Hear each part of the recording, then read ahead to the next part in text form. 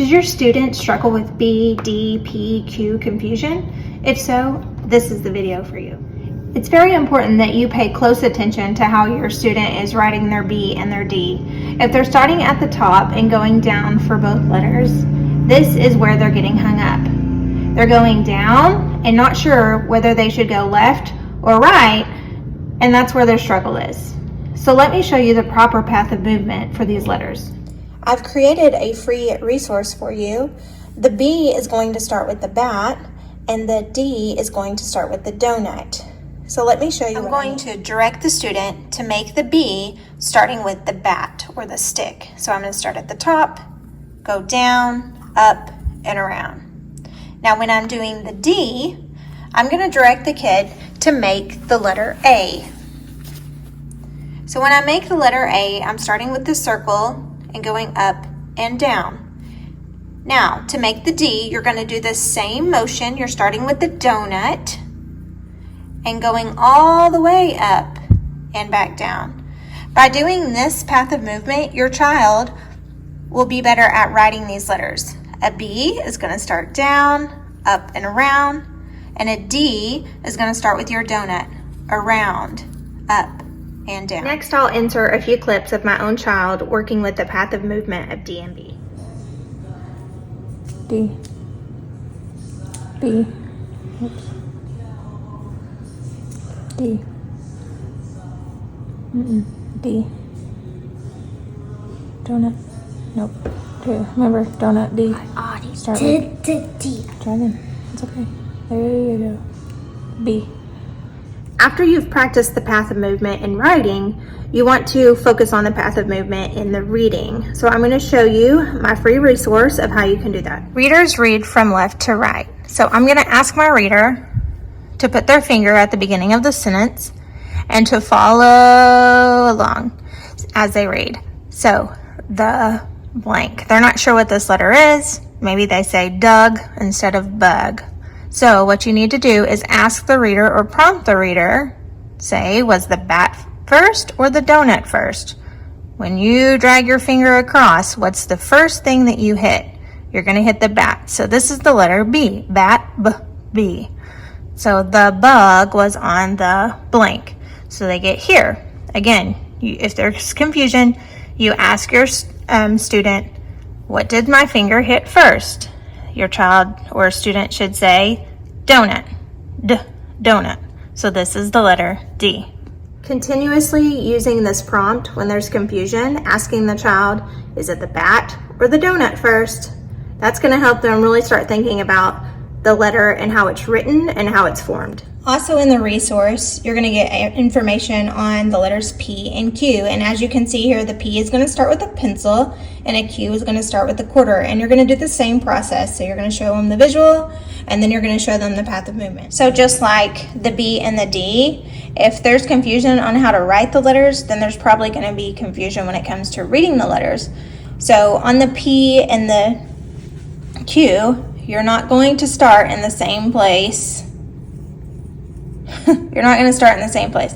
What you want to do is teach them that the P is going to start with the pencil and we're going to do a straight line down, up, and around. For the Q, we're going to go back to that letter A. We're going to make that letter A come up and down just like we did the D. But instead of stopping at the A, right here, we're going to go down. Down, starting in the middle of the box.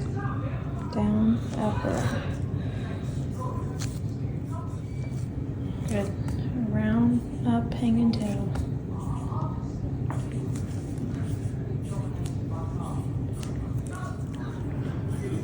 Quarter. Pencil. Pencil. Quarter. Pencil. Pencil. So once the student has practiced the path of movement, now we're going to move on to text. And it can be so simple as just one little sentence that you practice. So I want my reader to pay attention to what their finger hits first when they get to that letter. Does their finger hit the P for the pencil, or does it hit the quarter for the Q? So as my finger goes, the blank, they're not sure. Maybe they said quug. They maybe got it mixed up. So you would say, What does your finger hit first? The pencil. So this is a P. The pug was, oh, I noticed the quarters first. Quick. The pug was quick. I just showed you how the A and the Q and the D all correlated together because they start with that letter A. Let me show you some other letters that start with another letter to help your struggling writers and readers. The last page of your resource is the path of movement, and I like to call this letter chains. I'm going to show you what I mean by letter chains. So what this means is that you're using, I'm going to use the letter C to make the letter O. I'm going to use the letter O to make the letter A, and so on. And I'm going to show you that right now. So the first letter chain I'm going to start with is the letter C, starting here at the line and curving around. To go from the C to the O, starting in the same place, curve and close. Making the letter A, starting where the letter C would start, curve into your O, up and down. Making the letter D, you're going to make the letter A, curve around, close it, up and down. Your letter G, again, going back to that A, around, up and down. And last, your letter Q, making that letter A, around, up and down. All right, our next group of letters are going to start with our stick, our straight line. So we're going to start with our lowercase L. We can do the lowercase t. From there, our next letter that starts at the top with this L is our H. We're going to go down, up, and over. Now, just like the H, we're going to go into our B. So we're going to go down, up, and over, but we're going to close it at the bottom. And then we have our letter K that also goes down, up. Now this one is a little bit different than these, but it does start with this letter L stick at the top here. The next group of letters that I have listed all start here at this dot right here. So we're going to go down. It's going to start with the lowercase I, starting at the line. Then we're going to do J, just like we did the I.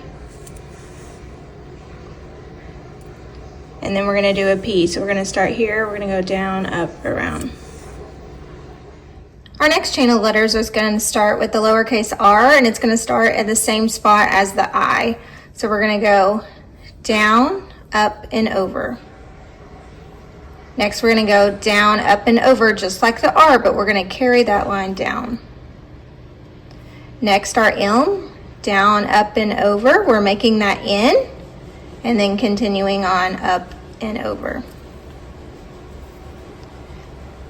The next chain of letters is the V. So we're going to start at the V here at the dotted line, diagonal line out and back up. So can you guess what letters should be next? The W. So the W is two V's side by side. So down, up, down, up. Now these few letters here at the bottom, they're a little bit different than all the other letters. You could say that the F is kind of like the L group of letters if you wanted to teach that there with the L group of letters, because you're starting at the top, but it does have that curve at the top. I see a lot of students go down, up, over, and then the F, they're starting it like the R. So making sure students know that you're actually starting here and going around and down so that they don't get this little stick thing there. We want students to be automatic in their path of movement, and I think sometimes teachers put handwriting on the back burner because it's not important, but truly it is. If students aren't able to write letters automatically, then they're spending a lot of time thinking about, how do I write this letter? If they're a first grade, second grader, kindergartner, they're spending even more time thinking about spelling and how the words are spelled.